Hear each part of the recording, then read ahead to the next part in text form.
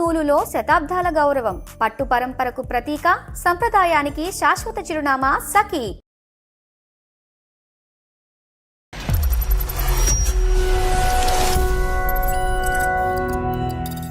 హైదరాబాద్ కి వచ్చాం సార్ బతుకు తెరువు కోసం అని.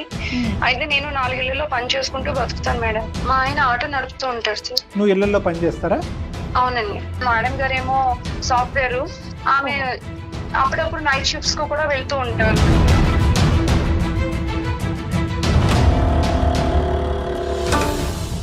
ఇక్కడ హాల్లోనా వేరే చోట ఎక్కడనా? అక్కడే సార్, హాల్లోనే. భోజనం అయిపోయింది సార్, తిన్నారు. సో ఏదైతే జరగకూడదో జరిగిందా అమ్మా? జరిగిపోయింది సార్. ఇతను వెళ్ళిపోతున్నట్టుగా నీకు తెలియదా? డబ్బులు ఇచ్చేసిన తర్వాత వాళ్ళు ఎంత అమౌంట్ వెళ్ళిపోయారు. ఇచ్చారమ్మా? 2 లక్షలు ఇచ్చారు సార్. అబ్బా, ఇంకా నా మీదే మేడం గారికి అనుమానం వచ్చి నన్ను అడిగారు. నన్ను కొట్టారు కూడా మేడం. నేను తీయలేదు మేడం అని చెప్పాను మేడం. సార్ ఇంకా నేను చచ్చిపోవడం తప్ప నాకు ఇంకా వేరే అవకాశం లేదు మేడం. ఒక చిన్న ట్రిక్ ప్లే చేద్దామమ్మా, తప్పదు. ముళ్ళుతోనే తీయాలి. సో నువ్వు అతనికి ఫోన్ కలుపు. కంప్లైంట్ ఇచ్చారు. మీరు నాకు డబ్బులు ఇచ్చారు కదా సార్, ఆ డబ్బులు ఎక్కడికి, ఏంటి, ఇంట్లో దొంగతనం జరిగిందని మేడం నా మీద కంప్లైంట్ ఇచ్చారు సార్. పోలీసులు వచ్చారు సార్ మా ఇంటికి. డబ్బులు అంటే ఏదో నీ అవసరాల కోసమని నేను ఇచ్చాను, కానీ దానికి ఏం సంబంధం? కాదండి, మీరు ఇందాక ఏదో కోఆపరేషన్ అన్నారు కదా, మరి ఏం కోఆపరేట్ చేసుకున్నారు ఒకరికొకరు? నీకు అవన్నీ ఏం అవసరం సార్? వాళ్ళు పని మనుషులండి. వాళ్ళ పని మనుషులు 100 రకాలు ఎన్నో చెప్తారండి. నేను ఒక ప్రొఫెషనల్, ఒక మంచి పేరు హోదాలో ఉన్నటువంటి వ్యక్తిని. మరి మీ ఇంటికి పని కోసం వచ్చిన పిల్లతో మీరు బిహేవ్ చేసేది అదేనండి? ఇంటి పని వంట పని కాకుండా ఒంటి పనికి వాడుకున్నారు మీరు. మరి శ్యామల, ఒక పని చెయ్యమ్మా, మీ మేడంకి ఒకసారి లైన్ కలుపు. సరే, ఓకే, ఫోన్ కలపం. ఎలా పరిష్కరిద్దాం చెప్పండి. సరే సరే, ఇప్పుడు రెస్పెక్టబుల్ గా మాట్లాడుతున్నాం. మా ఫ్యామిలీ మ్యాటర్ మాకు వదిలేసేయండి. ఓకే ఓకే, అమ్మాయికి నేను న్యాయం చేస్తాను. చాలా నచ్చావు. ఇప్పుడు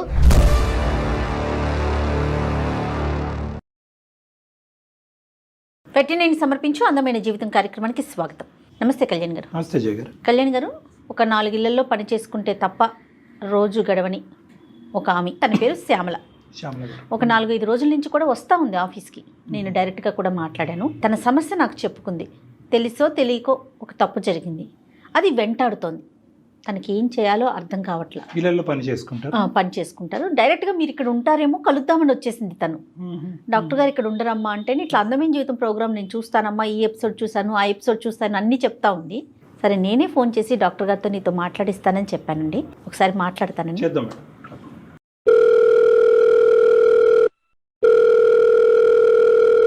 హలో హలో, నమస్తే అండి, శ్యామల గారమ్మ మాట్లాడేది. అవును మేడం. నమస్తే అమ్మా, నేను జయాని అందమైన జీవితం ప్రోగ్రాం నుంచి కాల్ చేస్తున్నాను. నమస్తే మేడం. నమస్తే అమ్మా, మొన్న వచ్చి మీరు మాట్లాడారు కదా, సో నేను డాక్టర్ గారితో మాట్లాడిస్తానని చెప్పాను. ఈరోజు డాక్టర్ గారు ఉన్నారు మనతో పాటు స్టూడియోలో. మరి ఒకసారి మాట్లాడతారా మీరు? మాట్లాడతాను మేడం. ఓకే అమ్మా, సరే. నమస్తే అమ్మా శ్యామల. నమస్తే సార్. నా పేరు డాక్టర్ కళ్యాణ్ చక్రవర్తి. అమ్మా చెప్పండి అమ్మా, ఏంటి సమస్య అమ్మా? నేను నారపల్లిలో ఉండేదాన్ని సార్. అమ్మా సార్, నేను, నా భర్త, నా పాప పని కోసం అని చెప్పి హైదరాబాద్ కి వచ్చాం సార్ బతుకు తెరువు కోసం అని. అయితే నేను 4 ఇళ్లలో పని చేసుకుంటూ బతుకుతాను మేడం. నీ వయసు ఎంతమ్మా? నాకు 28 సంవత్సరాలు సార్. చిన్నదాన్ని. ఓకే ఓకే, సరే. మీ ఆయన ఏం చేస్తూ ఉంటాడు? మా ఆయన ఆటో నడుపుతూ ఉంటారు సార్. నువ్వు ఇళ్లలో పని చేస్తారా? అవునండి. చెప్పు తల్లి, ఏమైంది? ఇంట్లో ఇబ్బందుల కోసమని 4 ఇళ్లలో పని చేస్తూ ఉంటాను సార్. ఏంటమ్మా సమస్య, ఏమైంది? ఒక అపార్ట్మెంట్ లో పనికి వెళ్తుంటే పక్కింట్లో కూడా ఉందమ్మా, అక్కడ కూడా పనికి కావాలంట అని చెప్తే నేను అక్కడికి వెళ్ళాను మేడం. అప్పటి నుంచి 1 సంవత్సరం నుంచి ఒక ఇంట్లోకి పనికి వెళ్తున్నాను మేడం. ఒక 6 నెలలు అలా బానే ఉంది మేడం.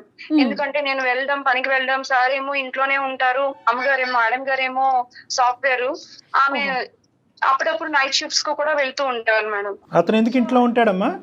అతను పని ఏమీ చెయ్యరండి, ఇంట్లోనే ఉంటారు సార్. ఆయనకి వండి పెట్టడానికి అని చెప్పి మేడం పని చేయడానికి, ఆయన వంట చేయడానికి అని చెప్పి నన్ను పనిలో పెట్టారండి. సో ఇంటి పని వంట పని 2 మీరే చూసుకునేవారు?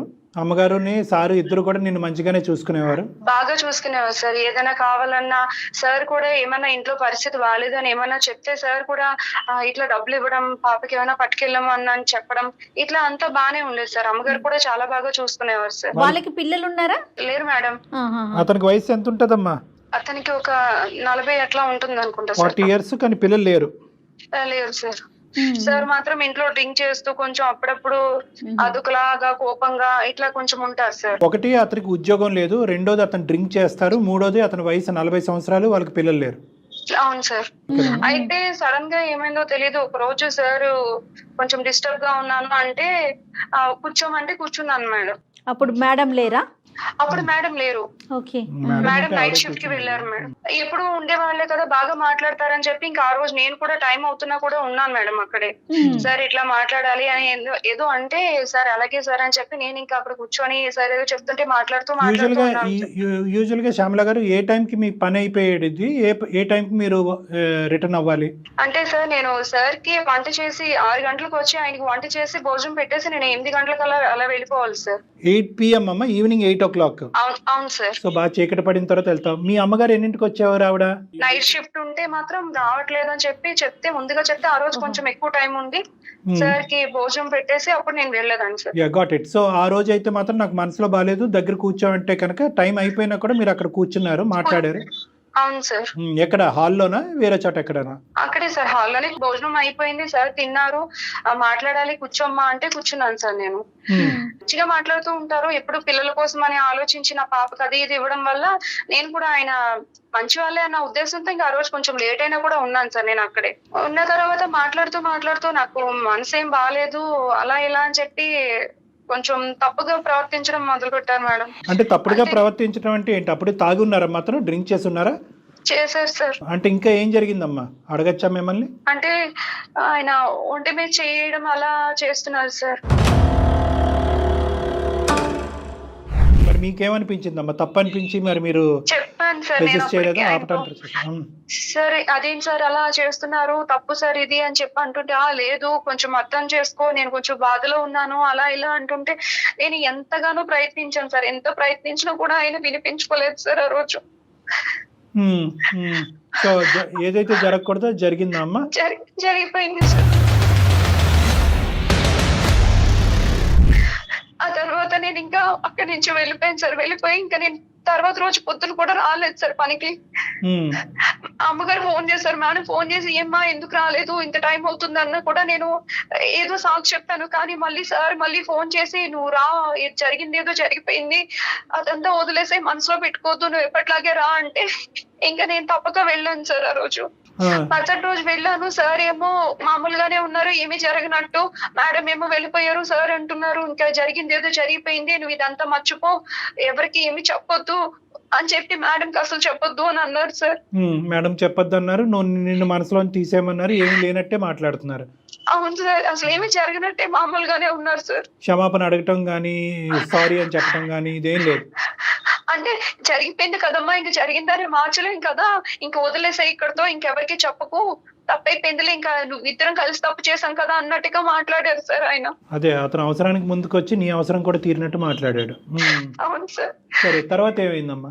1 month అయిన తర్వాత సార్ వెళ్ళిపోయారు. వెళ్లే ముందు నీకు ఇంత అమౌంట్ ఇస్తున్నాను, డబ్బులు ఇస్తున్నాను, నీకు ఖర్చులు ఉంచుకొని పరిస్థితి బాగాలేదు కదా, నువ్వు ఈ విషయం ఇంకెవరికి చెప్పకు అని చెప్పి అన్ని డబ్బులు ఇచ్చారు సార్.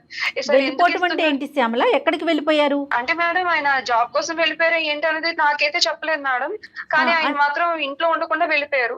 అంటే మీ మేడం కి ఆయనకి ఏమైనా మధ్య డిస్కషన్ కానీ అలాంటిది ఏమైనా విన్నారా మీరు? అవుతుంది మేడం, వాళ్ళు రోజు తిట్టుకోవడం ఇట్లా అరుచుకోవడం ఇలా జరుగుతుంది. అంటే సార్ ఏమో కోవిడ్ టైంలో ఏదో బిజినెస్ పెట్టి లాస్ అయిపోయారంట మేడం. ఓకే. అందుకని ఆయన ఇంట్లో ఉంటున్నారంట. దానికోసం వాళ్ళు ఎప్పుడూ మాట్లాడుకుంటూనే ఉంటారు, కానీ కొన్ని రోజుల నుంచి ఆయనకి ఆమెకి మధ్య గొడవ అన్నది కొంచెం పెద్దదిగా అయింది. మేడం గారు ఎప్పుడూ అరుస్తున్నారు, గట్టిగా అరుస్తున్నారు, నువ్వేం పని చేయట్లేదు, డబ్బులు ఎట్లా చేస్తున్నావు, అలా చేస్తున్నావు, ఇంట్లోనే ఉంటున్నావు అని మేడం అంటూ ఉన్నారు. ఇట్లా గొడవలు అవుతున్నాయి మేడం. కదమ్మా, ఇప్పుడు ఇతను వెళ్ళిపోతున్నట్టుగా నీకు తెలియదా? డబ్బులు ఇచ్చేసిన తర్వాత వాళ్ళు 2 లక్షలు ఇచ్చారు సార్. అబ్బా, ఎట్లా ఇచ్చారమ్మా? అకౌంట్ లో వేసారా, మీకు చేతికి ఇచ్చారా? చేతికి ఇచ్చారు మేడం. ఎందుకని అడిగావమ్మా? అడిగాను సార్, ఎందుకు సార్ ఇంత డబ్బులు ఇస్తున్నారు అంటే, లేదు నువ్వు ఇబ్బందుల్లో ఉన్నావు కదా అని చెప్పి అన్నారు సార్. నువ్వేమీ ఆశపడలే డబ్బుల గురించి? లేదు సార్, అతనే ఇచ్చారు. అంటే అసలు ఆవిడకి తెలియదు కదా డాక్టర్ గారు. ఓకే, ఈ సంఘటన జరగడానికి డబ్బులు ఇవ్వడానికి మధ్యలో గ్యాప్ ఎంత ఉంది? జరగడానికి మధ్య ఒక 1 month ఉంటుంది సార్. 1 month తర్వాత ఎందుకు ఇతను వెంటనే ఇవ్వలేకపోయాడు? ఇప్పుడు యూజువల్ గా ఏంటంటే ఇది కప్పిపుచ్చేసేయి, ఇది బయట ప్రపంచానికి తెలియకూడదు, లేదంటే నేను చేసిన తప్పుకి నేను డబ్బు ద్వారా తీరుస్తున్నాను నువ్వు అనుకోవద్దు అని చెప్పి కొద్ది గొప్ప పెడతారు. మరి 2 లక్షలు పెట్టాడు, కానీ నెల రోజుల వరకు గ్యాప్ ఎందుకు వచ్చింది? నాకేం తెలియదు సార్. 2 లక్షలు ఇచ్చి నువ్వు ఎవరికి చెప్పకు, మేడం గారికి కూడా చెప్పొద్దు అని చెప్పారు సార్. ఈ 1 month లో మళ్ళీ అతను నీ దగ్గర రావటం కానీ నీతో ఇంకో తప్పుడుగా ప్రవర్తించడం కానీ చేయలేదు. సో ఒక్కసారే అప్పుడే సార్, ఒక్కసారే జరిగింది. నువ్వు పని అయితే కంటిన్యూ అవుతున్నావు, అతను ఎందుకో తెలియదు నీకు చేతుల్లో డబ్బులు పెట్టి అక్కడి నుంచి మాయమయ్యాడు. అవును సార్. మేడం అయితే మామూలుగానే ఉందండి, బానే ఉన్నారు మేడం. పని మానేస్తే డబ్బులు రావు కదా మేడం, అందుకని నేను పనికి వెళ్ళిపోతూనే అమ్మగారు డబ్బులు ఇస్తూ ఇలా బానే ఉన్నాం మేడం. అంటే మేడం కి తెలిసి ఇతను వెళ్ళిపోయాడా అనేది జయ గారి డౌట్. అది ఇది ఎవరికి తెలియదు కదా మూడో కంటికి? లేదు sir. Right right, okay, carry on అమ్మా. తర్వాత ఏమైందమ్మా? సార్ వెళ్ళిపోయిన తర్వాత మేడం గారు ఉన్నారని నేను పనికి ఎప్పుడూ వస్తూ వెళ్తూ ఉండేదాన్ని సార్. కాకపోతే తర్వాత నుంచి సార్ మేడం గారు ఫోన్ లో మాట్లాడడం, డబ్బులు మిస్ అయిపోయడం, ఇట్లా ఎవరితోనో కొంచెం గట్టిగా మాట్లాడడం, ఇవన్నీ నేను పని చేస్తున్నప్పుడు వినిపించే మేడం. డబ్బులు మిస్ అయినాయి. ఓకే, ఏమాత్రం మిస్ అయినది ఏమైనా తెలిసిందమ్మా? అంటే ఇంట్లో 6 లక్షల వరకు కనిపించట్లేదని చెప్పి మేడం గారు అంటూ ఉండేవారు సార్. నీకు ఇచ్చింది ఎంతమ్మా అతను? నాకు 2 లక్షలు ఇచ్చారు సార్. సో 2 + 4 టోటల్ 6 మిస్సింగ్ ఇంట్లో. అవును సార్. మరి అనుమానం ఎవరి మీద వచ్చింది ఆ మేడం గారికి? మేడం గారికి సార్ అడుగుంటారండి. అడిగితే సార్ ఏమో తీయలేదన్నారు, ఏమన్నారో మరి గట్టిగా ఫోన్ లో మాత్రం మాట్లాడుతూ ఉండేవారు సార్. నేను ఆ ఫోన్ విని, సార్ ఇలా మేడం గారు అంటున్నారు, డబ్బులు కనిపించట్లేదు అంటున్నారు, ఏంటి సార్ నాకు చాలా భయంగా ఉంది అని చెప్పి నేను ఆయనకి ఫోన్ చేస్తుంటే, అదంతా నీకు అనవసరం, నేను వెళ్ళిపోమని చెప్పాను కదా, నేను పని మానేయమని చెప్పాను కదా, నువ్వు ఎందుకు చేస్తున్నావు అని చెప్పి సార్ నా మీద కోపడుతున్నారు సార్. నేను ఫోన్ చేస్తున్నా కూడా ఫోన్ లిఫ్ట్ చేయట్లేదు సార్. అప్పుడప్పుడు ఫోన్ చేసినా సార్ ఇది పరిస్థితి అని చెప్పినా కూడా కట్ చేసేస్తున్నారు సార్ ఫోన్. నాకేమీ తెలీదు అనేటటువంటి విధంగా అతను సేఫ్ సైడ్ వెళ్ళిపోయాడు అతను. అవును సార్. ఓకే. తర్వాత మేడం గారు, నేను సార్ తో మాట్లాడాక మేడం గారు కూడా అందరిని అడిగిన తర్వాత సార్ లేరు, ఇంకా నా మీదే మేడం గారికి అనుమానం వచ్చి నన్ను అడిగారు, నన్ను కొట్టారు కూడా మేడం. నేను తీయలేదు మేడం అని చెప్పాను మేడం. అయినా సరే మేడం వినకుండా నా మీద కంప్లైంట్ ఇచ్చారు మేడం, పోలీస్ కంప్లైంట్. అక్కడ వరకు వెళ్ళిందమ్మా. ఓకే, తర్వాత ఏమైందమ్మా? తర్వాత పోలీస్ వాళ్ళు వచ్చారండి. పోలీస్ వాళ్ళు వచ్చి నన్ను అడుగుతున్నారు, నువ్వు తీసావంటే కదా, నువ్వు అక్కడ పని చేస్తున్నావు అంటే కదా, డబ్బులు మిస్ అయ్యాయంట, ఇలా అని చెప్పి అడుగుతున్నారండి. నువ్వేం చేసావమ్మా డబ్బుల్ని శ్యామల? ఆ డబ్బులు నేను నా భర్తకి ఇచ్చాను మేడం. మా అమ్మ వాళ్ళు ఇచ్చారు అని చెప్పి నేను అతనికి డబ్బులు ఇచ్చాను మేడం. సో నువ్వు నీ డబ్బులు కూడా మీ హస్బెండ్ యొక్క బ్రతుకు తెరుగు గురించి ఇచ్చావు. అతను ఆటో కొనుక్కున్నాడు, ఆటో నడుపుతున్నాడు. ఆటో ఉండేదండి ముందు, ఆటో అమ్మేసి తర్వాత కార్ తీసుకున్నారు సార్. క్యాబ్ నడుపుతారు కదా సార్, అలా కార్ తీసుకొని కార్ నడపడానికి. మీలాంటి కుటుంబానికి 2 లక్షలు అంటే చాలా ఎక్కువ. మరి మీ హస్బెండ్ కి ఆ డబ్బులు ఇచ్చినప్పుడు అతను ఆశ్చర్యపడలేదు? ఇదేంటి ఎప్పుడు లేదు? అడిగారు సార్, ఇంత డబ్బులు మనకి ఎక్కడవే, నీకెక్కడి నుంచి వచ్చాయి, నువ్వు పాచి పని చేసుకునేదాన్ని, నీకు ఇంత డబ్బులు ఎక్కడే అని అడిగారు సార్. మీ అమ్మ ఇచ్చిందని చెప్పు? అవును సార్, అమ్మ దగ్గర ఉన్నవి అమ్మాయి నాకు ఇచ్చింది, అమ్మ వాళ్ళు ఇచ్చారు అని చెప్తే ఇంకా ఆయన ఇంకేం అనలేదు సార్. అప్పుడు మీ అమ్మగారిని ఎంక్వైరీ చేయలేదు? ఏం అత్తమ్మ థ్యాంక్స్, 2 లక్షలు ఇచ్చారు, థ్యాంక్ యూ అని ఏదో ఒకటి చెప్తారు కదా యూజువల్ గా. ఎలాగ అతను రాగానే 2 lakhs తీసుకుని జోబులో పెట్టుకున్నాడు? ఇది మీ అమ్మగారు అప్పుడప్పుడు ఇలా ఇస్తూ ఉంటారా మీ కుటుంబానికి? అమ్మ దగ్గర చిట్టీలు వేసాను, డబ్బులు దాచాను అని చెప్పాను సార్. సో నమ్మేశాడు అతను. మీ భర్త అయితే మంచోడేనమ్మా? మంచివారే. అతనికి ఏ అలవాట్లు ఏమీ లేదు, ఆటో కొనుక్కున్నాడు, కార్ కొనుక్కున్నాడు. ఓకే, అదే హ్యాపీగా నడుపుకుంటున్నారు. పోలీసులు ఎంక్వైరీలో ఏం తేలిందమ్మా? నిన్నే ఎంక్వైరీ చేశారా, మీ ఆయన కూడా ఎంక్వైరీ చేశారా? అప్పుడు ఇంటికి కూడా వచ్చారు సార్. ఇంటికి వచ్చి అడిగారు సార్, ఎక్కడి నుంచి వచ్చాయి, ఇదేంటి పోలీసు వస్తున్నారు మన ఇంటికి, నువ్వేమో మీ అమ్మగారు ఇచ్చారని చెప్పావు డబ్బులు, ఇప్పుడు ఇదేంటి అని చెప్పి అడిగారు సార్. కాదమ్మా, ఇప్పుడు ఫైనల్ గా పోలీసులు ఎటువంటి ఆలోచనతో బయటకు వెళ్ళారమ్మా? వాళ్ళని నువ్వు జస్టిఫై చేయగలిగావా, సాటిస్ఫై చేసావా? నువ్వు వాళ్ళకి చెప్పినటువంటి మాటని మీ భర్త నమ్మారా? పోలీసులకి అదే చెప్పాను, నా భర్త కూడా అదే నమ్మారు. పోలీసులు వాళ్ళు కూడా నమ్మేసి వెళ్ళిపోయారు సార్. మళ్ళీ వస్తా అన్నారా? అంటే ఎంక్వైరీ నడుస్తుందా? అంటే మళ్ళీ ఎంక్వైరీకి వస్తాము, వస్తే మాకు ఏమైనా డౌట్ వస్తే మళ్ళీ వస్తామని చెప్పి వెళ్ళిపోయారు సార్. ఇంకా చిన్న మొత్తం కాదు మేడం. ప్లస్ ఏంటంటే ఇలా పోయిన సందర్భాల్లో ఏదో ఇప్పుడు ఈ అమ్మాయి ఎక్కడ చిట్టీలు వేసింది, ఎంత వేసింది, ఇవన్నీ అలా ఎంక్వైరీ చేస్తారు. అంతే కదా, మరి డిపార్ట్మెంట్ పని డిపార్ట్మెంట్ చేయాలి కదా. మరి ఇప్పుడు ఏంటమ్మా మరి అతనికి ఫోన్ చేసావా నువ్వు? పోలీసులు వచ్చి వెళ్ళిన వెంటనే నేను మళ్ళీ సార్ కి ఫోన్ చేశానండి. సార్ కి ఫోన్ చేస్తే సార్ ఫోన్ లిఫ్ట్ చేసి, నీకు ఎన్నిసార్లు చెప్పాను నీకు ఫోన్ చేయొద్దని చెప్పాను కదా, నేను పని మానేమన్నాను, ఇదే మాట మాట్లాడుతున్నారు మేడం. నేను పోలీసులు వచ్చారండి, మేడం గారు ఇలా నా మీద పోలీస్ కంప్లైంట్ ఇచ్చారని కూడా చెప్పాను సార్, చెప్పాను మేడం. నేను రికార్డ్ చేయవలసిందిరా అలాంటి మాటలు, ఇలాంటి వాళ్ళని అదేమంటే నిన్ను పని మానేమంటున్నారా?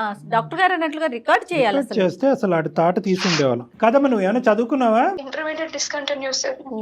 శుభ్రంగా ఏ ఉద్యోగం చేసుకుండేది. సరేలే, మమ్మల్ని ఏ విధంగా హెల్ప్ చేయమంటావు? మరి పోలీసులు వచ్చే లోపు ఏదో ఒకటి జరగాలి, లేదంటే నీ మీద అరెస్ట్ వారెంట్ ఇష్యూ అవుతుంది, నువ్వు జైల్లోకి వెళ్ళే అవకాశం ఉంటుంది. ఇప్పుడు నీ సమస్య ఏంటి? నీ డైలమా ఏంటి? భయపడకు ఏడవద్దు, చెప్పమ్మా.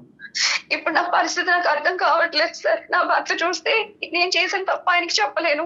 ఆ డబ్బులు ఎందుకు వచ్చాయని పోలీసులు, ఎక్కడి నుంచి వచ్చాయని పోలీసులు అడుగుతున్నారు. ఆ డబ్బుల కోసం మాట్లాడదామంటే ఆ సార్ ఏమో ఫోన్ లిఫ్ట్ చేయకుండా ఆయన ఫోన్ కట్ చేసేస్తున్నారు. ఎక్కడికో వెళ్ళిపోయారు, ఎక్కడికి వెళ్ళారో కూడా తెలియదు సార్.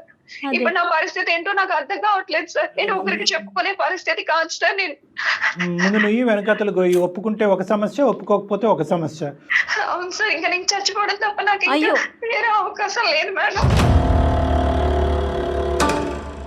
ఒక డాక్టర్గా, ఒక అనుభవం ఉన్న వ్యక్తిగా నేను చెప్పేది ఏంటంటే, ఆడపిల్లలు మీరు ఏ పని గురించి అయితే నువ్వు చదువుకున్నటువంటి అమ్మాయి ఒక ఇంట్లోకి వెళ్తున్నావు, అక్కడ ఏంటంటే ఒక తాగేటటువంటి వ్యక్తి, పని చేయనటువంటి వ్యక్తి, భార్యతో పిల్లలకు అన్నటువంటి వ్యక్తి ఉదయం నుంచి సాయంకాలం వరకు ఖాళీగా ఉన్నాడు. ఎప్పటికైనా కూడా ఆ వాతావరణం అనేటటువంటిది నీకు రిస్కీ అట్మాస్ఫియర్, సేఫ్ జోన్ కాదు కదా. అలాంటివన్నీ కూడా మరి రిస్కీ అట్మాస్ఫియర్ అని చెప్పి అలాంటి ఇంట్లోకి పని వాళ్ళే వెళ్ళరా అండి? డాక్టర్ గారు పని చేయటం తప్ప అంటే కనుక చీకటి పడ్డ తర్వాత కూడా నువ్వు అక్కడ పని చేస్తున్నానని చెప్పినప్పుడు, పోనీ నీ భర్త దగ్గర నుంచి నీకు ఎటువంటి సమస్యలు, హ్యాపీ కుటుంబం ఇది. అలాంటప్పుడు ఎంత జాగ్రత్తగా ఆలోచించి వ్యవహరించవలసిన తీరు. అతను ఒకసారి ఆ తప్పు చేశాడు, డబ్బులతో వదిలించుకున్నాడు, పారిపోయాడు. ఈరోజు మా దగ్గరికి ఎందుకు వచ్చావు అంటే కనుక, ఈరోజు దొంగ కేసు నీ మీద పెట్టి పోలీసులు నీ పేక మీద కత్తి పెట్టారు కాబట్టి ఈరోజు వచ్చి ఇక్కడ ఏడుస్తున్నావు. ఒక భయంకరమైనటువంటి శిక్షను అనుభవిస్తున్నారు మీరు. ఒప్పుకుంటే ఒక సమస్య, ఒప్పుకోకపోతే సమస్య. పోలీసులన్నా శిక్షిస్తారు, భర్త అన్నా శిక్షిస్తాడు, ఎక్కడో చోట ఒక శిక్ష పట్టడం తప్పదు. ఏది పెద్ద శిక్ష అని ఆలోచించే పరిస్థితిలో మీరు మా దగ్గరికి ఎంత మానసిక వేదన కదా డాక్టర్ గారు. అవునమ్మా, ఈరోజు ఇది నీకు నాకు తెలుసమ్మా. ఈ అసలైనటువంటి సీక్రెట్ మేము పోయి మీ భర్తకు ఫోన్ చేసి, నీకు తెలీదా అయ్యా, మీ ఆవిడ ఇంతటితో కాదు అంత కూడా చేసింది, డబ్బులు ఒకటే తీసుకుని నీకు ఇవ్వటం కాదు, అదేమి నీకు వచ్చినటువంటి ఫ్రీ గిఫ్ట్ కాదు, మీ ఆవిడ ఇది కూడా తప్పు చేసింది అని మేము చెప్పం. కానీ ఒకప్పుడు అది పోలీసులు వాళ్ళు వాకబు వాళ్ళు ఎంక్వైరీలో తేలితే అసలు నీ జీవితం ఏమవుతుంది? 2 లక్షలు ఎక్కడ, నీ జీవితం, నీ సంసార జీవితం ఎక్కడ, నీ పిల్లల భవిష్యత్తు ఏంటి? ఇవన్నీ ఆలోచించడం అమ్మా. బలమైనటువంటి క్షణం అంటారు. ఒక ఓనర్గా ఉండేటటువంటి వ్యక్తి అతను మనసు బాగాలేకపోవటం ఏంటి, అతను తాగి నీ మీద చెయ్యటం ఏంటి, తాగని నువ్వు అతను కోఆపరేట్ చేయటం ఏంటి?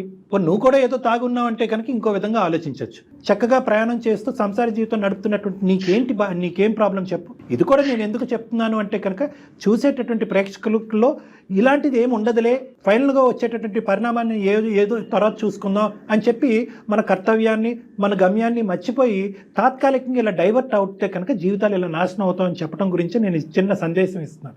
కానీ ఈరోజు మన ముందుండే సమస్య ఏంటంటే, ఆకాష్ గారు 2 లక్షలు ఇచ్చేసి గుట్టు చప్పుడు కాకుండా అతను ఏదో చేసుకుంటూ జీవితంలో హ్యాపీగా అతను ఉన్నాడు. అతని భార్యతో అతని జీవితం ఎలా ఉందన్నది మనకు అర్థమైంది. ఇప్పుడు నీ జీవితం నీ భర్తతో ఆగమ గోచరంగా మారిపోయే పరిస్థితి ఏర్పడింది. సో దీన్ని మేము లెక్క తేల్చాలి, అంతే కదమ్మా? ఏం చేద్దాం కళ్యాణ్ గారు? అతనికి ఫోన్ చేయాలి మేడం. అమ్మా శ్యామల, ఒక చిన్న ట్రిక్ ప్లే చేద్దామమ్మా, తప్పదు, ముళ్ళుతోనే తీయాలి. సో నువ్వు అతనికి ఫోన్ కలుపు, మేము మొత్తం ఈ కాన్వర్జేషన్ అంతా రికార్డ్ చేస్తాము. మేము బ్యాక్గ్రౌండ్లో ఉన్నట్టుగా ఏమాత్రం చెప్పొద్దు అతనికి, ఓకే? నువ్వు న్యాచురల్గా ఇంతకుముందు ఎలాగైతే అతనితో మాట్లాడుకుని, బతుమాలుకుని, వామాలుకుని, ఏమండి నన్ను బయటకు వేయండి, నేను ఈ పరిస్థితిలో ఉన్నాను అని మాట్లాడేటటువంటి మాటలు ఏవైతే ఉన్నాయో న్యాచురల్గా మాట్లాడు. అతను ఏమంటాడు అనేది మనం రికార్డ్ చేద్దాం. ఒకప్పుడు అతను మెట్టు దిగి వస్తే సరే, లేదంటే లేనటువంటి పక్షంలో ఇది మనం ఎవిడెన్స్ కింద వాడుకుని అతన్ని శిక్షించవచ్చు. ఒకసారి కాల్ చేయమని.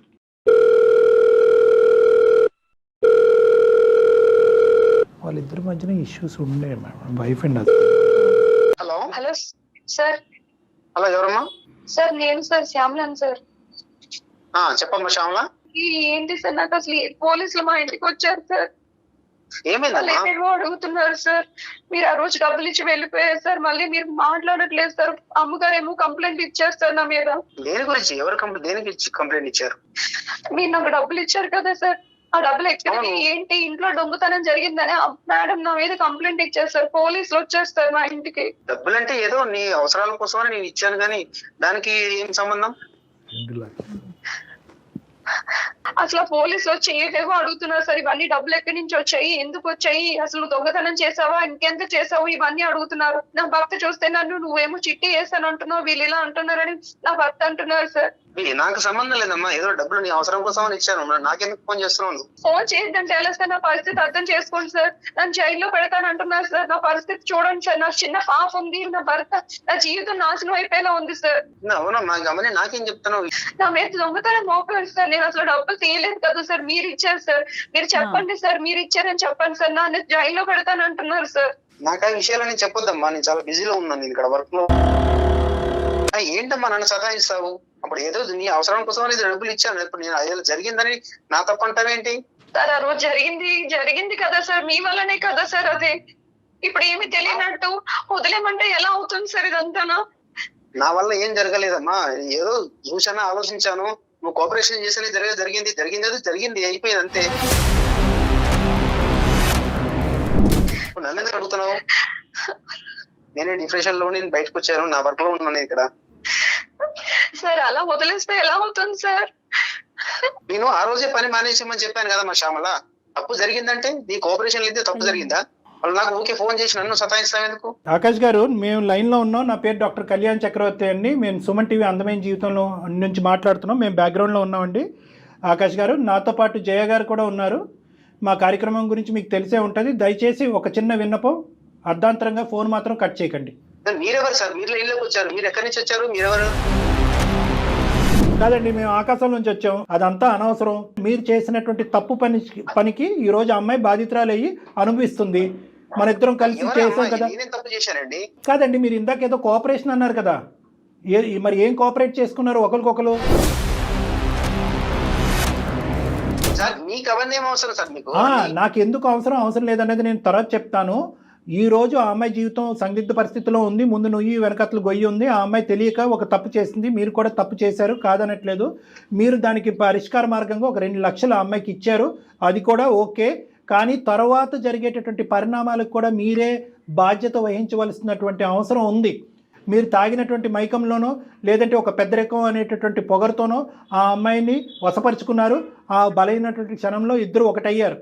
మీరు 2 లక్షలు ఇచ్చి వెళ్ళిపోయారు. ఆ అమ్మాయి మీ దగ్గర నుంచి తీసుకున్నట్టుగా ఒప్పుకోమంటారా? మీ భార్య ఎదురుగుంటా వద్దా? అదొక్కటి చెప్పండి. వాళ్ళు పని మనుషులండి. వాళ్ళ పని మనుషులు 100 రకాలు ఎన్నో చెప్తారండి. నేను ఒక ప్రొఫెషనల్, ఒక మంచి పేరు హోదాలో ఉన్నటువంటి వ్యక్తిని. ఏమంటే మంచి స్టేటస్ లో ఉంది సమాజంలో. మీరు దయచేసి సాఫ్ట్వేర్ హార్డ్వేర్ అని చెప్పి మీ పరువు తీయకండి, అర్థమైందా? ఎందుకంటే కనుక మీరు చేసినటువంటిది ఒక చాలా తప్పుడు పని. మీ భార్యని అక్కడ గొంతు కోసారు. ఇంకో ఆడపిల్లి యొక్క శీలాన్ని డబ్బులతో కొనేటటువంటి ప్రయత్నం చేశారు. చెప్పా పెట్టకుండా ఇక్కడి నుంచి పారిపోయారు. పైపెచ్చి ఏంటంటే ఈ రోజు ఎవరు ఉద్యోగం వాళ్ళకి రెస్పెక్ట్ అండి, ఎవరు పని వాళ్ళండి. మనం చేసే పనిని బట్టి మనకి రెస్పెక్ట్ కాదండి, మన వ్యక్తిత్వాన్ని బట్టి ఉంటుంది. అసలు ఏం మాట్లాడుతున్నారండి? మేము మీకు మర్యాద ఇస్తున్నాం కాబట్టి మీరు కూడా మర్యాద ఇచ్చి మాట్లాడండి. మీరు మానవత్వానికి మర్యాద ఇవ్వండి. మీరు చేసినటువంటి తప్పుని కప్పిపుచ్చేటటువంటి ప్రయత్నం మాట్లాడతాను సార్. నేను మర్యాదగానే మాట్లాడుతున్నాను. మీరెవరు నాకు అనవసరంగా ఫోన్ చేసి మీరు ఎట్లా నాకు చాలా అవసరం ఉంది, ఒక బాధ్యత ఉంది, ఇది ఒక సామాజిక పరమైనటువంటి వేదిక. ఆ అమ్మాయి వెళ్ళినట్టు మేము నిలబెడతాం. మీరు రక్షించేదానికి ఎంత దూరమైనా మేము ప్రయాణం చేయడానికి మేము రెడీగానే ఉన్నాం. దయచేసి మీరు మర్యాద ఇచ్చి మాట్లాడితే మేము మర్యాదగా మాట్లాడతాం. మీరెవరు అనేటటువంటి హక్కు మీకు లేదు. మీరు తప్పు చేశారు. తప్పును కప్పిపుచ్చుకోవటానికి 2 లక్షలతో అమ్మాయిని కొనేటటువంటి ప్రయత్నం చేశారు. ఈ రోజు ఆ అమ్మాయి మెడ చుట్టూరుని ఉరితాడు బిగుసుకుంది. ఈ రోజు సమాజంలో ముందుకొచ్చి ఒప్పుకుంటే దొంగతనం అవుతుంది, ఒప్పుకోకపోతే ఒక సమస్య అవుతుంది. అందుగురించి నేను మిమ్మల్ని ఒక ప్రశ్న అడిగాను. డబ్బులు ఇచ్చింది మీ ఆయనే, నన్ను ఇలా వాడుకున్నందుకు డబ్బులు ఇచ్చాడు అని చెప్పి ఈ రోజు కాన్ఫరెన్స్ కాల్ మీ భార్య కలిపి మాట్లాడదామా? అవన్నీ మీకేం అవసరం సార్? మళ్ళీ పదే ఆ మాట ఏంటండి? మీడియా తరపున మాట్లాడుతున్నాం మేము. ఒక డాక్టర్ గారు, ఆయన ఒక ప్రొఫెషనల్ లో ఉన్నారు. ఏం మాట్లాడుతున్నారు మీరు? ఉద్యోగాన్ని బట్టి మన వ్యక్తిత్వాలు ఉండవండి. ఉద్యోగం అంత చదువుకున్నారు, మీరు చేసిన పని ఏంటి? మీరేం పని చేశారు? దయచేసి వినండి, మీకు ఒకే ఒక మాట చెప్తున్నాను. మీరు ఆ అమ్మాయితో తప్పు చేశారా లేదా? తప్పు చేయడం అనేది కామన్ అండి. కామనా అన్కామనా అనేది నా ప్రశ్న కాదు. తప్పు చేశారా లేదా అనేది నా ప్రశ్న. మీరు ఆ అమ్మాయితో తాగినటువంటి మైకంలో ఉండండి, తాగినటువంటి మైకంలో ఉండండి, తప్పు చేశారా లేదా, ఆ తప్పును కప్పు పుచ్చుకోవడానికి 2 లక్షలు ఆ అమ్మాయికి ఇచ్చి వెళ్ళారా లేదా? ఆపదలో ఉందని చెప్పి మేము సహాయం చేసాం అంతే. అక్కడ ఏం ఆపద ఉందని చెప్పిందండి? ఏం ఆపదని చెప్పింది చెప్పండి. శ్యామల నువ్వేం చెప్పావమ్మా? ఆపదలో ఉన్నానని చెప్పావా ఆయనకి? అసలు జరిగింది చెప్పు ఒక్కసారి నువ్వు. అతనికి సుఖాన్ని ఇచ్చి డబ్బులు తీసుకుని వెళ్ళినట్టుగా మాట్లాడుతున్నాడు అతను. సార్ అదంతా తప్పు సార్, లేదు సార్. ఏం అవసరం ఉందని చెప్పిందండి? ఎందుకు మీరు పడుకోక ముందు 2 లక్షలు ఇవ్వచ్చు కదా ఆ అమ్మాయికి అవసరం ఉంటే? పడుకున్న తర్వాత ఎందుకు ఇచ్చారు 2 లక్షలు? మీరు బ్లైండ్ గా మీరు మాట్లాడేదే కరెక్ట్ అనుకోమాకండి, ఇక్కడ అన్ని రికార్డ్స్ అవుతున్నాయి. 2 లక్షలు ఆ అమ్మాయి అవసరానికి ఇచ్చాను అని అంటున్నారు ఆకాష్ గారు. ఆ అమ్మాయి అవసరానికి ఇంకో మాట అడుగుతుంది. దయచేసి ఆ అమ్మాయికి జీవన భిక్ష పోయండి, ఆ అమ్మాయి సంసార భిక్ష పోయండి. ఈరోజు భర్త ఒక అనుమానంతో చూస్తున్నాడు, పోలీసులు ఒక అనుమానంతో చూస్తున్నారు, మీ ఇంటి ఆవిడ ఆ అమ్మాయిని ఒక అనుమానంతో చూస్తుంది. ఆ అమ్మాయిని ఈ రోజు ఇలా బతకనివ్వరు. డబ్బులతో సహాయపడటం అనేటటువంటిది గొప్ప కాదండి. హలో సార్, నాకేం అవసరం అండి? మా ఇంట్లో 10 మంది అమ్మాయి ఇష్టం ఉంటే చేసుకో, లేకపోతే లేదు చెప్పేసి మనం పంపించేసాం మేము. మరి మీ ఇంటికి పని కోసం వచ్చిన పిల్లతో మీరు బిహేవ్ చేసేది అదేనండి? అది కరెక్టేనా? ఏ పని అమ్మాయిని ఒంటి పనికి వాడుకున్నారు? ఇంటి పని వంట పని కాకుండా ఒంటి పనికి వాడుకున్నారు మీరు. మరి అలాగని కాదు సార్, అలాగని కాదు. కోఆపరేషన్ ఉంది కాబట్టి ఏదో నోటికి వచ్చినట్టు మాట్లాడమాకండి దయచేసి. సూపర్. మీరు ఒక ఆడపిల్ల గురించి కోఆపరేషన్ ఉంది అని అన్నారు, కోఆపరేషన్ లేదు అని ఇవన్నీ పక్కన పెట్టండి.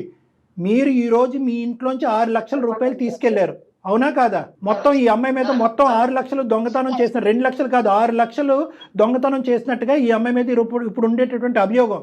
కాదు డాక్టర్ గారు, అసలు అట్లా నోటికి వచ్చినట్టు మాట్లాడతాడు ఏంటండి అమ్మాయిని పట్టుకొని? తాట తీసేవాళ్ళలాగా కాదు. అదే ఎదురుగుంటూ ఉంటే కనుక ఇంకో విధంగా ఉండేది ఈ సమస్యకి పరిష్కారం. మీరు ఎక్కడో ఉండి ఎక్కడున్నారో తెలియకుండా దొంగచాటును పారిపోయి అక్కడెక్కడో మీ ఆవిడ యొక్క డబ్బులు దొంగతనం చేసి వాటితో మీరు సుఖాలు అనిపిస్తున్నారు కదా ఈ రోజు.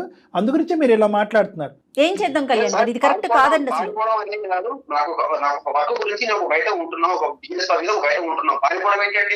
సరే సరే ఓకే ఓకే, మీరు ఉద్యోగాలు చేసుకుంటున్నారు, చాలా గౌరవప్రదం, అంతవరకు ఓకే. ఫోన్ కలుపుదామా మీ భార్యతో? అసలైనటువంటి నిజాలు ఆవిడకి కూడా తెలియాలిగా. శ్యామల ఒక పని చెయ్యమ్మా, మీ మేడంకి ఒకసారి లైన్ కలుపు, డాక్టర్ గారు మాట్లాడతారు.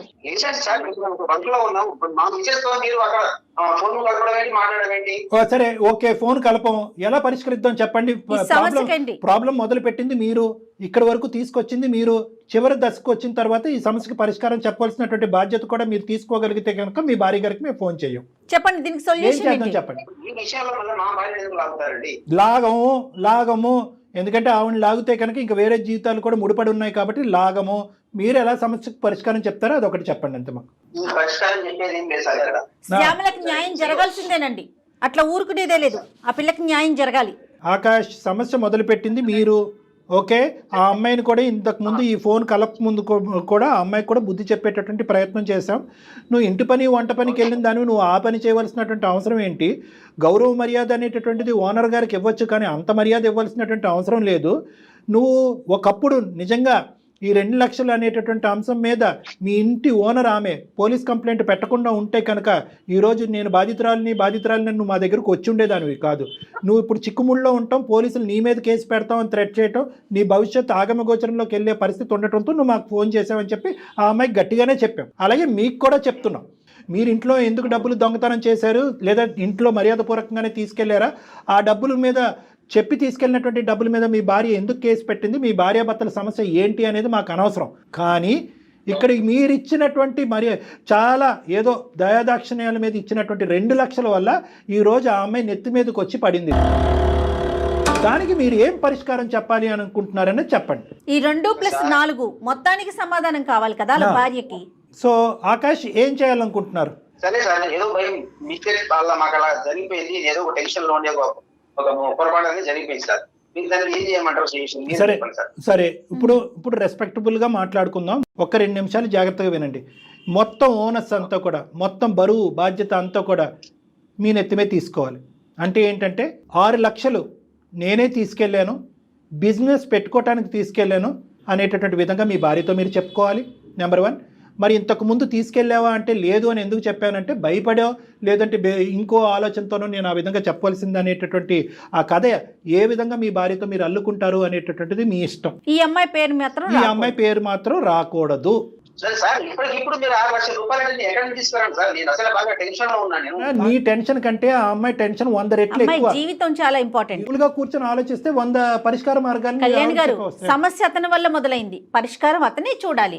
కానీ ఖచ్చితంగా మీరు చూడాల్సింది. ఆలోచించుకోండి, మీ భార్యకి ఎలా చెప్తే తను ఒప్పుకుంటుందో ఆలోచించండి. ఇప్పుడు మీ ఇద్దరి మధ్యన 1,00,000 గొడవలు ఉన్నాయ్యా, భార్య భర్తల మధ్యన. మీరు ఎన్నో సందర్భాల్లో నానా కథలు చెప్పుంటారు. ఇప్పుడు కూడా 6 లక్షలు పట్టుకెళ్ళలేదని చెప్పేది ఒక కట్టుకదే కదా. ఇప్పుడు అదే 6 లక్షలు మళ్ళీ నీ జేబులోనే ఉన్నాయి, లేదంటే నెల రోజుల తర్వాత వస్తాయని చెప్పి ఇంకో కథ చెప్పు మీ భార్యకి. అది మీ ఇష్టం. సరే సార్, మీద కూడా ఏం రాకూడదు. బై మిస్టేక్ ఏదో మాకు అట్లా పొరపాటు జరిగిపోయింది. ఓకే, నా కాపాడండి, నా లైఫ్ ని కాపాడండి, అక్కడ ఆమెకు ఒక మంచి లైఫ్, ఆమెకు కాపాడండి. నేను ఒప్పుకుంటున్నాను. మా ఫ్యామిలీ మ్యాటర్ మాకు వదిలేసేయండి. ఓకే, అమ్మాయికి నేను న్యాయం చేస్తాను. చాలా నచ్చావు. ఇప్పుడు ఒకప్పుడు ఇదే మాట మీద నిలబడకపోతే కనుక మొత్తం నువ్వు ఇప్పుడు మాట్లాడిందంతా కూడా ఆడియో రికార్డింగ్ మా దగ్గర ఉంది. మేము నెక్స్ట్ స్టెప్కి వెళ్ళటానికి కూడా మేము సంకోచించాం. ఈ శ్యామల వాళ్ళ భర్తకి చెప్పే విధంగా మేము చెప్పుకోగలం, మీ భార్యకి చెప్పే విధంగా మేము చెప్పుకోగలం. ఆ అమ్మాయి సంసార జీవితం పాడవకుండా కూడా అమ్మాయిని కాపాడగలం. కాబట్టి మొత్తం నీ జుట్టు మా చేతిలోనే ఉంది. కాబట్టి దయచేసి ఇప్పుడు నువ్వు చెప్పినటువంటి మాట మీద నిలబడి ముందుకు. ఇంకొకటి సార్, రిక్వెస్ట్ చేస్తున్నాను, చెప్పండి. నా విషయంలో మీరు ఎవరికి చెప్పకండి, నాకు అర్థమైపోయిందా? నేను చెప్పలే అమ్మ, మళ్ళీ నీకు చెప్తున్నాను, నువ్వు చేసినటువంటిది ఏమి పుణ్య కార్యక్రమం, గొప్ప కార్యక్రమం కాదు, చాలా భయంకరమైనటువంటి కార్యక్రమం.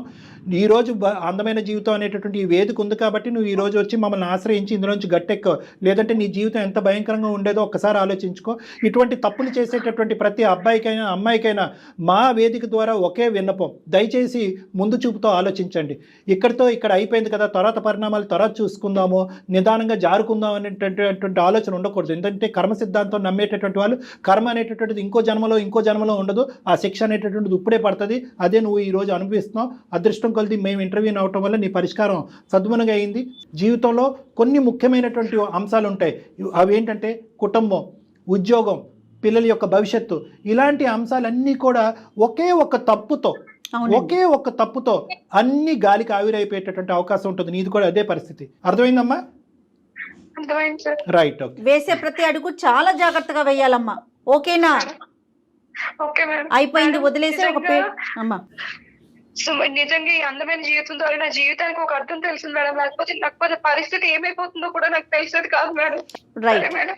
ఓకేనమ్మా. ఇంకా అక్కడ ఆవిడకి ఎప్పుడైతే అప్పుడు ఆవిడకి డబ్బులు అందుతాయో, లేదంటే వీళ్ళిద్దరు భార్యాభర్తలు మాట్లాడుకుంటారో, ఆవిడ ఖచ్చితంగా కేసు వాపస్ తీసుకుంటుంది. లేదంటే ఒకప్పుడు అవసరమైతే కనుక మేము కూడా ఇంటర్వ్యూ అవుతాం, ఆవిడతో కూడా చెప్తాము. దయచేసి మీరు చూసుకోండి. ఆ అమ్మాయి ఎవరినో ఇరికించే ప్రయత్నం చేస్తున్నారంటే ఆ అమ్మాయిని ఇరికించొద్దని చెప్పి మీ ఓనర్ అమ్మకు కూడా మేము చెప్పుకునే ప్రయత్నం చేస్తాం అమ్మా. ఓకేనా?